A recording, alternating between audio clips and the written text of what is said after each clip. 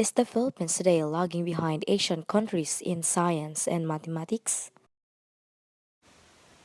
Yes, the Philippines is lagging behind many Asian countries in science and mathematics. According to the 2022 result from the Program for International Student Assessment or PISA, Filipino students rank significantly lower than their peers in other countries, with less than a quarter achieving the minimum proficiency level in the mathematics, reading, and science.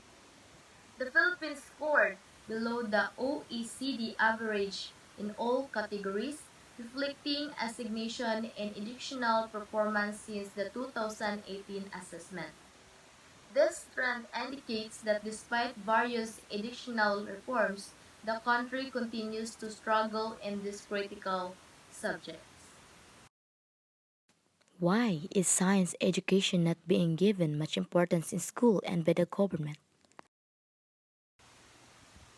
It is because science education in the Philippine school often suffer from inadequate resources, including a lack of qualified teachers and insufficient laboratory facilities. Many schools prioritize rote learning and standardized testing over inquiry-based learning, which diminishes student engagement and interest in science. Additionally, the key to dual curriculum, while aiming to enhance science education, still faces implementation challenges, leading to a lack of effective teaching methodologies. What is Project NOAA and DREAM programs of our government? The Project NOAA, or the Nationwide Operational Assessment of Hazard, is a disaster risk reduction initiative established by the Department of Science and Technologies, or DOST. Its primary goal is to provide accurate hazard information to enhance disaster preparedness and response to the Philippines. It utilizes advanced technologies to produce detailed hazard maps and risk assessment, enabling local governments to make informed decisions during disaster. While DREAM, or the Disaster Risk and Exposure Assessment for Mitigation, is a component of Project NOAA that focuses on generating high-resolution flood maps using light detection and ridging, or the LIDAR technology.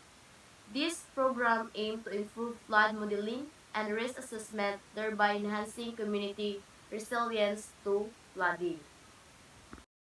Why do many Filipino scientists practice their profession abroad than in the Philippines? That's why many Filipino scientists choose to work abroad. It is because due to better financial incentives, research opportunities, and infrastructures. The lack of funding for research and development in the Philippines lead to limited career advancement opportunities and inadequate facilities for conducting high-level research. Additionally, the brain drain phenomenon is exacerbated by the attractive salaries and resources available in developed countries, which often offer better conditions for scientific work. Compare science and technology in developing and developed countries along the following.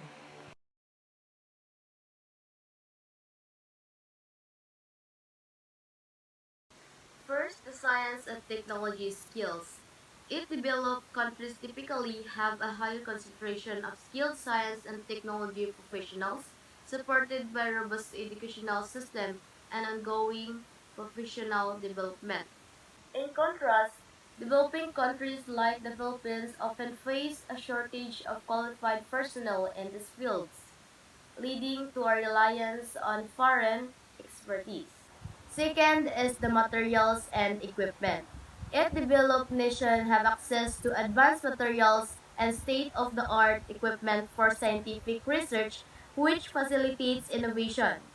In contrast, many developing countries struggle with outdated or insufficient laboratory facilities, hampering research capabilities. Third is the curriculum and teaching methodology.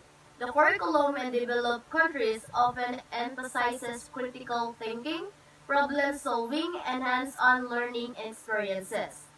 while many developing countries still rely on traditional rote learning methods. This limits students' engagement and understanding of scientific concepts. Fourth is budgetary allocations and financial assistance.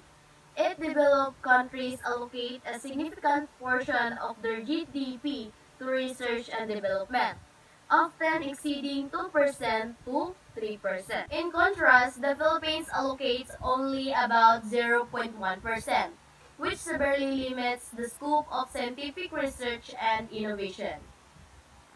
And lastly, the training activities. Its developed countries invest heavily in training and continuous professional development for scientists and engineers, fostering a culture of innovation. Developing countries often lack such programs, resulting in a workforce that may not be adequately prepared for contemporary scientific challenge. And that's all. Thank you for spending your time with me.